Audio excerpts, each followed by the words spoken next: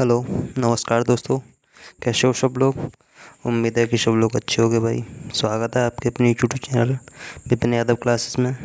दोस्तों, आज हम आए हैं पॉलिटी का थर्ड पार्ट लेके, जिसमें आज हम प्रस्तावना देखेंगे और उससे रिलेटेड 20+ क्वेश्चंस लगाएंगे जो कि एग्ज़ाम में पूछे गए हैं।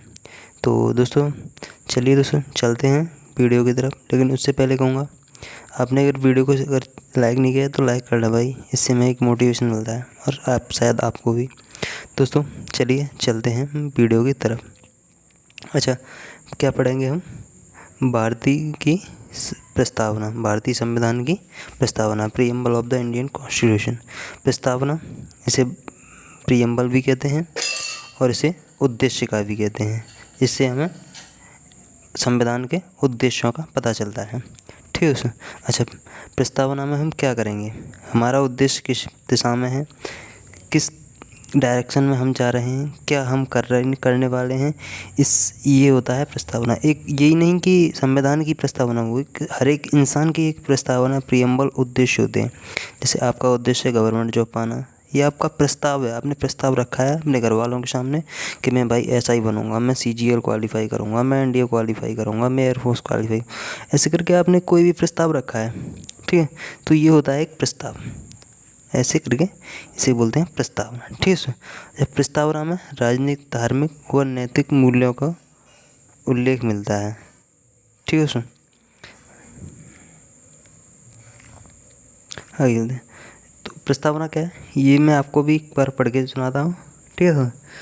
इसमें लिखा है, हम भारत के लोग भारत को एक संपूर्ण प्रभुत्व संपन्न समाजवादी पंथनिरपेक्ष लोकतंत्रात्मक गणराज्य बनाने के लिए तथा उसके समस्त नागरिकों को, समस्त एक वर्ड आया समस्त, इसमें एक ये नहीं आया कि ये सिर्फ मेरे लिए, समस्त यानी कि सभी लोगों के लिए, भारत में जितने भी नागरिक हैं, भारत के लोग नहीं नागरिक, लोग और नागरिक में अंतर होता है। लोग यानी कि व्यक्ति पूरे विश्व का हो सकता है, लेकिन नागरिक सिर्फ एक कंट्री का हो सकता है। ठीक है, क्योंकि उसे वहीं की नागरिकता प्राप्त होती है। तो समस्त नागरिक यानी कि भारत के समस्त नागरिकों को पंथनिरपेक्ष लोकतंत्रात्मक गणराज्य बनाने के लिए। अच्छा, अब क्वेश्चन आ जाए अगर एग्जाम में कि क्या प्रीएम्बल में यानी क्या प्रस्तावना में संपूर्ण प्रभुत्व संपन्न वर्ड है, समाजवादी वर्ड है, पंथनिरपेक्ष वर्ड है, या लोकतंत्रात्मक या गणराज्य वर्ड है। तो आप उस पर टिक लगा देंगे, हाँ भाई ये वर्ड है, क्योंकि ये हमने पढ़ रखा है। अच्छा, अब प्रस्तावना क्या है? प्रस्तावना है, हम भारत के लोग भारत को संपूर्ण प्रभुत्व संपन्न समाजवादी पंथनिरपेक्ष लोकतंत्रात्मक गणराज्य बनाने के लिए तथा उसके समस्त नागरिकों को सामाजिक, आर्थिक और राजनीतिक न्याय, क्या न्याय की बात की है, किसकी? न्याय की बात की गई है भाई। किसकी की गई है? न्याय की। तो न्याय कितने प्रकार का हुआ? 3 प्रकार का। कितने का? 3 प्रकार का न्याय। इसको कौन सा? सामाजिक, आर्थिक और राजनीतिक। सामाजिक, आर्थिक और राजनीतिक। सामाजिक ये हमारा न्याय होगा, आर्थिक न्याय होगा और राजनीतिक हमारा न्याय होगा। अच्छा, विचार, अभिव्यक्ति, विश्वास, धर्म और उपासना की स्वतंत्रता। ठीक है, तो ये हमें 5 प्रकार की स्वतंत्रता प्राप्त है। कितने प्रकार की? 5। विचार करने की स्वतंत्रता, अभिव्यक्ति की स्वतंत्रता, विश्वास की स्वतंत्रता, धर्म की स्वतंत्रता और उपासना की स्वतंत्रता। तो न्याय 3 प्रकार का, स्वतंत्रता 5 प्रकार की। ठीक। प्रतिष्ठा और अवसर की समता। समता 2 टाइप की होगी, स्वतंत्रता 5 और न्याय 3 टाइप का। ठीक।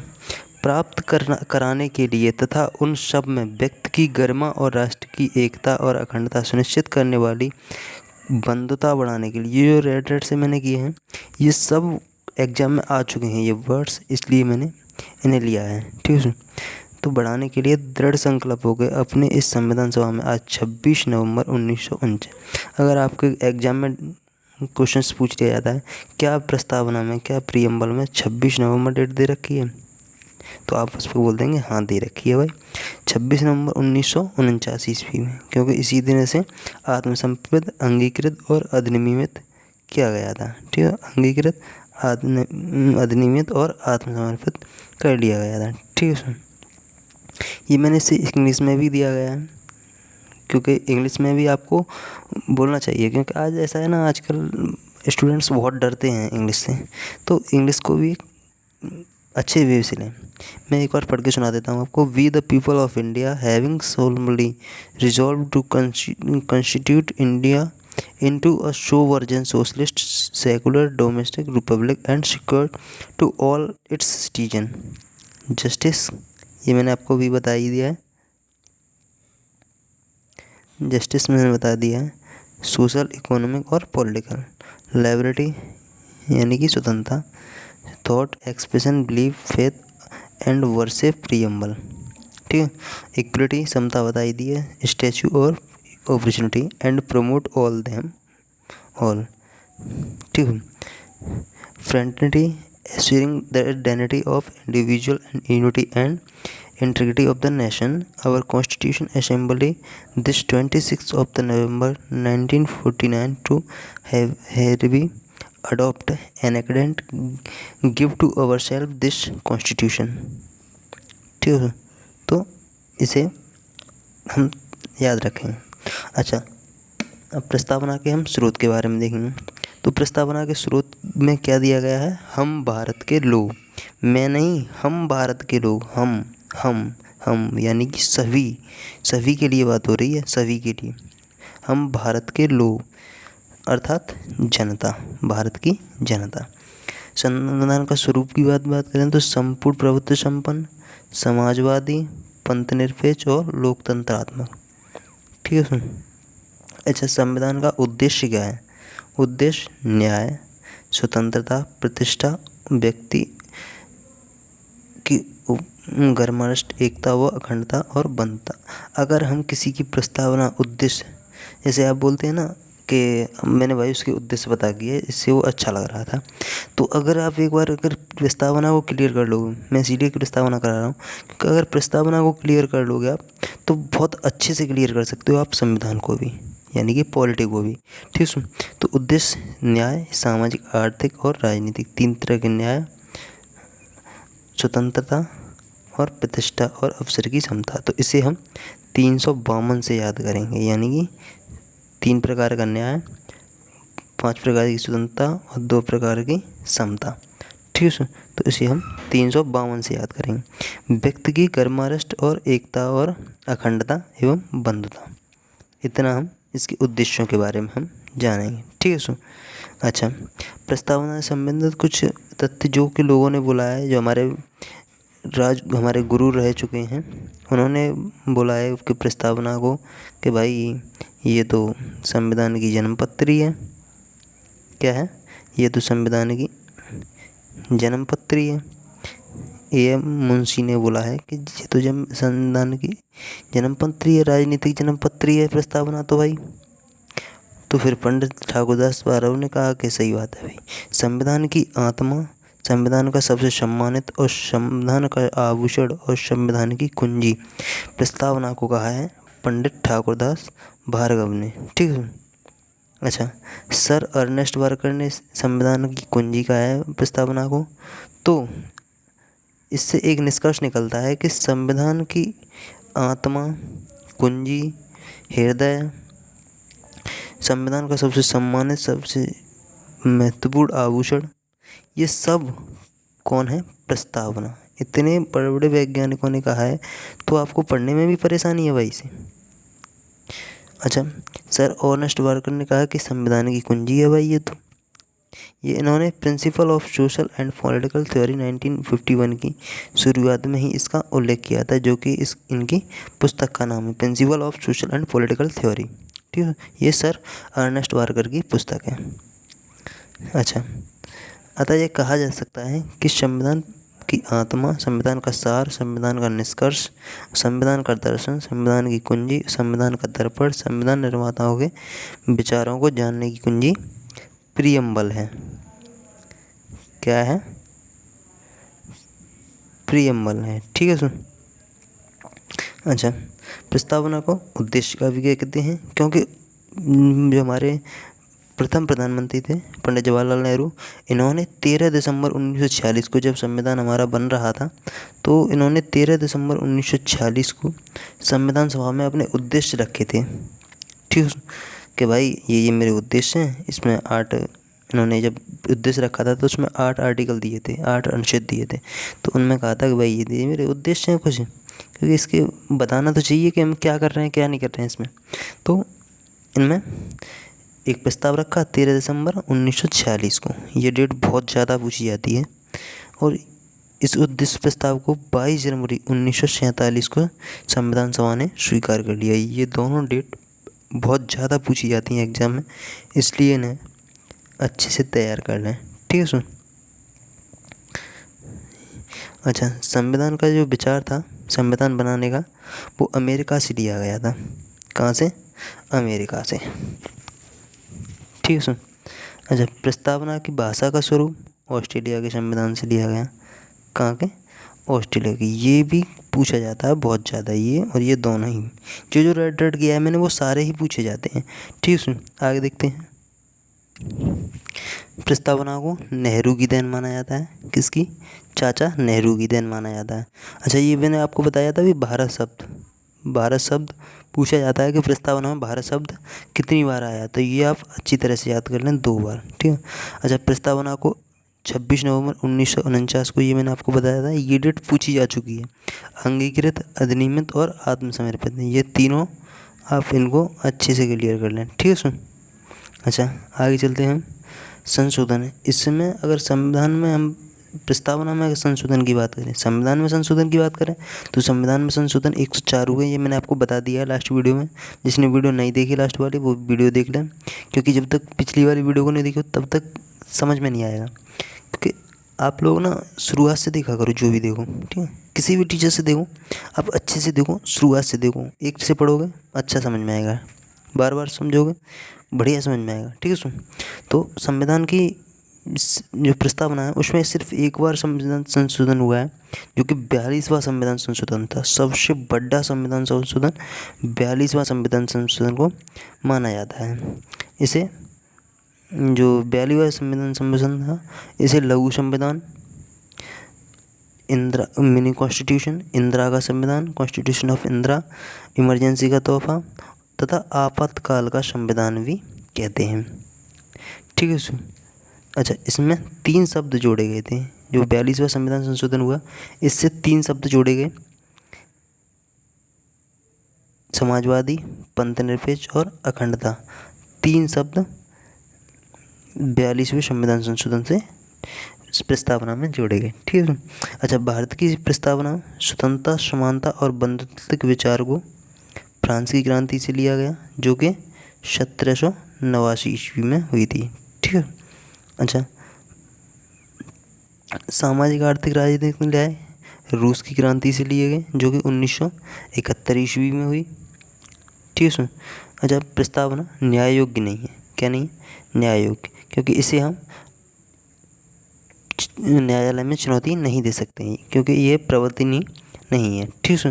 अच्छा, वर्तमान प्रस्तावना संविधान का भाग है। पहले ये भाग नहीं थी, लेकिन जब बेरुआरी कांड हुआ तो भाई सुप्रीम कोर्ट ने कहा कि ये प्रस्तावना है जो वो अंग नहीं है संविधान का। लेकिन जब केशवानंद भारती केस हुआ तो उसमें भी मना कर दिया। लेकिन जब LIC केस हुआ था, ये मैं आपको भी बताता हूँ आगे चल के, थोड़ा भटक रहा हूँ मैं। देखिए, तो ये जो क्वेश्चन है, ये आया क्वेश्चन कि बेरुआरी मामला जो हुआ था 1960 ईस्वी में, उसमें सुप्रीम कोर्ट ने कहा कि संविधान में का अंग नहीं है, प्रस्तावना संविधान का अंग नहीं है। ठीक है। फिर उसके बाद केशवानंद भारती केस हुआ, केशवानंद भारती वर्सेस केरल केस हुआ 1973 में, जिसमें सुप्रीम कोर्ट ने कहा कि भाई वो तो गलत है, प्रस्तावना संविधान का अंग है। उन्होंने कहा भाई अंग है, ये गलत केस किया गया। जब बेरुआरी कांड हुआ तो उसमें गलत कहा गया था। फिर जब LIC का केस हुआ 1995 ईस्वी में, तब जो सुप्रीम कोर्ट था उसने यह निर्णय दिया कि संविधान का प्रस्तावना संविधान का आंतरिक हिस्सा है, यानी कि संविधान का भाग है। ठीक है। अच्छा, क्वेश्चन आता है कि क्या प्रस्तावना परिवर्तनीय संशोधनीय है या नहीं है। ये क्वेश्चन पूछ लिया गया है, इसलिए मैं आपको बता रहा हूँ। तो बैरुआरी जब केस हुआ 1960 में, तो उसमें कहा गया कि प्रस्तावना संशोधन नहीं हो सकता क्योंकि ये संविधान का भाग नहीं है। ठीक है। फिर जब केशवानंद भारती केस हुआ तो इस प्रस्तावना में आर्टिकल 38 के तहत संशोधन किया गया।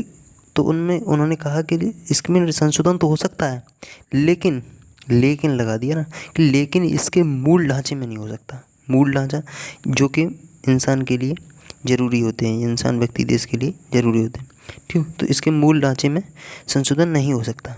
अच्छा, क्या रहा, केशवानंद भारती मामले में मूल ढांचे का सिद्धांत दिया गया था। अच्छा, मूल ढांचे का क्या मतलब है, ये मैंने आपको बता ही दिया। मूल एवं विचार जो देश, व्यक्ति और संविधान के लिए ज़रूरी होते हैं, जैसे न्याय है, स्वतंत्रता है, समानता है, अखंडता है, पंथनिरपेक्ष, समाजवादी, ये सब मूल ढांचे में आ जाते हैं। ठीक है सुन, अब मैं आपको क्वेश्चंस लगाऊंगा, आप उनका जवाब सोचिए। मैं आपको जवाब साथ ही दे रहा हूँ। ठीक है। तो किस बात में यह कहा गया कि प्रस्तावना भारतीय संविधान का अंग नहीं है। किस संविधान में, किस बात में, तो यानी कि किस केसेस में, बात का मतलब है केसेस। तो किस केस में कहा गया, तो ये मैंने आपको बता ही दिया है कि बैरुआरी केस में कहा गया, जो कि 1960 में हुआ था। उसमें कहा गया, सुप्रीम कोर्ट ने कहा कि संविधान संशोधन नहीं हो सकता क्योंकि ये संविधान का भाग नहीं है। ठीक है। उसके बाद जब केशवानंद भारती केस हुआ था उसमें कह दिया गया था। अच्छा, अगला क्वेश्चन है, किसने संविधान सभा में उद्देश्य प्रस्ताव प्रस्तुत किया। ये क्वेश्चंस देखो PTI 2018 में आ चुका है क्वेश्चन। तो इस क्वेश्चन को अच्छे से लर्न कर लें, जो कि जवाहरलाल नेहरू द्वारा पूछा गया है। ये क्वेश्चंस मैं अपनी तरफ से नहीं दे रहा हूँ, ये एग्जाम में पूछे जा चुके हैं, प्रीवियस क्वेश्चन हैं। ठीक है सुन, तो इनको अच्छे से लर्न कर लें। अगला क्वेश्चन है, भारत के संविधान की प्रस्तावना में दिए गए आश्वासनों का सही क्रम क्या है। ये देखो SI जो 2018 में एग्ज़ाम हुआ था SI का, उसमें ये पूछा जा चुका था कि भारत के संविधान की प्रस्तावना में दिए गए आश्वासनों का सही क्रम क्या है। तो न्याय, स्वतंत्रता, समता और बंधुता, ये है। ठीक है। अच्छा, आगे देखिए, इसको एक ट्रिक से याद करते हैं, वो मैं ट्रिक आपको बताता हूँ। वो है सप्र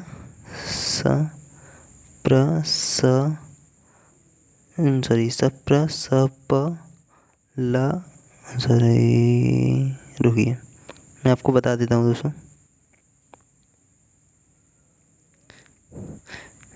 सप्र सप लग, ये इसकी ट्रिक है, इसको क्रम से याद करने की। स से संपूर्ण, प्र से प्रभुत्व संपन्न, श से समाजवादी, प से पंथनिरपेक्ष, ल से लोकतंत्रात्मक और ग से गणराज्य। इस ट्रिक से, यह ट्रिक भारतीय प्रस्तावना को सही क्रम में याद करने का है। ठीक है। अगला क्वेश्चन है, भारतीय संविधान के कौन से संविधान संशोधन द्वारा संविधान की प्रस्तावना समाजवादी शब्द को जोड़ा गया। तो 42वां संविधान संशोधन हुआ था, ये मैंने आपको भी बताया था कि जो 42वां संविधान संशोधन हुआ था इसमें 3 शब्द जोड़े गए थे, समाजवादी, पंथनिरपेक्ष और अखंडता शब्द, 3 शब्द जोड़े गए थे। तो इसको भी, ये भी एग्जाम में आ चुका है क्वेश्चन, इसको अच्छे से तैयार कर लें। ठीक है। अगला क्वेश्चन है हमारा, निम्नलिखित में से कौन सा विषय राज्य सूची में सम्मिलित नहीं है। आपको कुछ एग्जाम विकल्प दे चुके हैं, कानून और व्यवस्था, शिक्षा, जेल, पुलिस। तो शिक्षा राज्य सूची का विषय नहीं है, ये केंद्र सूची का विषय है। ठीक है, ये मैंने आपको नहीं बता पाया, लेकिन आप इससे भी देख लेंगे। ठीक है। अच्छा, भारत का संविधान पूर्ण रूप से कब तैयार हुआ। ये असिस्टेंट जेलर 2016 के एग्जाम में आ चुका है कि भारत का संविधान पूर्ण रूप से कब तैयार हुआ। तो ये 26 नवंबर 1949 को हुआ था, ये मैंने आपको बता ही दिया है। ठीक है, आगे चलते हैं। भारतीय संविधान के किस भाग में स्पष्ट रूप से यह घोषणा की गई है कि भारत एक धर्मनिरपेक्ष राज्य, धर्मनिरपेक्ष, किसी एक धर्म का नहीं है। जैसे पाकिस्तान ने अपने आप को एक मुस्लिम निरपेक्ष राज्य घोषित कर दिया है, लेकिन हमारा देश धर्मनिरपेक्ष राज्य है। ये आपको क्वेश्चन UPPCS 2002 और 2011 दो बार आ चुका है क्वेश्चन, बहुत इंपॉर्टेंट क्वेश्चन है। तो किस भाग में ये मैंने बताया है, ये संविधान की प्रस्तावना में, ठीक है। भारतीय संविधान के किस संशोधन द्वारा प्रस्तावना में दो शब्द समाजवादी और धर्मनिरपेक्ष जोड़े गए? तो ये मैंने आपको बता ही दिया है, सॉरी ये पंथ निरपेक्ष होगा, हाँ पंथ निरपेक्ष और धर्मनिरपेक्ष एक ही बात होती है, ठीक है। तो ये DPSI में पूछा गया है, दिल्ली पुलिस SI में पूछा गया 2009 के एग्जाम में। ये आपको 42वां क्वेश्चन, सॉरी 42वां संविधान संशोधन के माध्यम से जोड़े गए थे। अगला क्वेश्चन है 42वें संविधान संशोधन द्वारा प्रस्तावों में कौन सा शब्द जोड़ा गया है? तो ये समाजवाद। ये SSC 2009 में पूछा गया, स्टाफ सिलेक्शन कमीशन 2009 में पूछा गया। प्रस्तावना का वह प्रावधान जो सभी व्यक्ति वयस्क नागरिकों को मतदान का अधिकार प्राप्त प्रदान करता है क्या कहलाता है? वो कहलाता है प्रजातंत्र। क्या? प्रजातंत्र, ठीक है। अगला क्वेश्चन है भारतीय संविधान कब लागू हुआ था? ये मैंने आपको बता ही दिया है, 26 जनवरी 1950 को। लास्ट वीडियो में बताया था मैंने, 2 साल 11 महीने 18 दिन में बनकर तैयार हुआ था। तो ये मैंने आपको बता ही दिया, ठीक है। अच्छा, भारतीय संविधान की उद्देशिका में परिवर्तन किस संशोधन अधिनियम से किए गए थे? तो ये मैंने आपको बता ही दिया है, 42वें संविधान संशोधन से किए गए थे। किसे? 42वें संविधान संशोधन से किए गए थे, ठीक है। अगला क्वेश्चन है संविधान की प्रस्तावना में भारत को क्या कहा गया है? तो ये देखिए, सॉरी ये क्वेश्चंस कितनी बार आया है? SSC में पूछा गया, CPO में पूछा गया, SSC CPO में, और SI 2008 में भी क्वेश्चंस ये आया है। संविधान की प्रस्तावना में भारत को क्या कहा गया? सर्वसत्ताधारी, समाजवादी, धर्मनिरपेक्ष, लोकतंत्रात्मक गणराज्य। ये सब वही पॉइंट हैं जो रेड मैंने किए थे, वो सारे पॉइंट्स यही पूछे गए हैं। तो इनको आप बहुत बारीकी से याद करें, क्योंकि क्वेश्चंस ये नहीं कि भाई प्रस्तावना है छोड़ दो इसे यार ये बाद में करेंगे, ये ऐसा ना करें, ये बहुत पूछा जाता है, इसलिए अच्छे से लर्न कर लें। अगला क्वेश्चन है भारत के संविधान की उद्देशिका में कौन सा शब्द नहीं है? ये देखो क्वेश्चंस MPPCS में 2004 में पूछा गया है, भारत के संविधान की उद्देशिका में कौन सा शब्द नहीं है। 4 ऑप्शंस दिए आएंगे, मैंने ऑप्शंस नहीं दिए क्योंकि मैं आपको ये सीरीज अलग कराऊंगा, इसलिए। तो कौन सा शब्द नहीं है? लोक कल्याण। ऐसे ही करके और भी आ जाते हैं, तो ऐसे करके आप एक चूज कर लें, क्योंकि इन शब्दों को याद रखें जो कि प्रस्तावना में पूछे गए हैं, उन्हीं शब्दों को सिर्फ याद रखें, ठीक है सुन। अच्छा, कल्याणकारी राज्य का उद्देश्य है, ये UP सबऑर्डिनेट 2004 में पूछा गया है, कमजोर वर्गों के कल्याण का प्रबंधन करना, ठीक है। कल्याणकारी राज्य का उद्देश्य है, ये भी आपको एग्जाम में आ चुका है।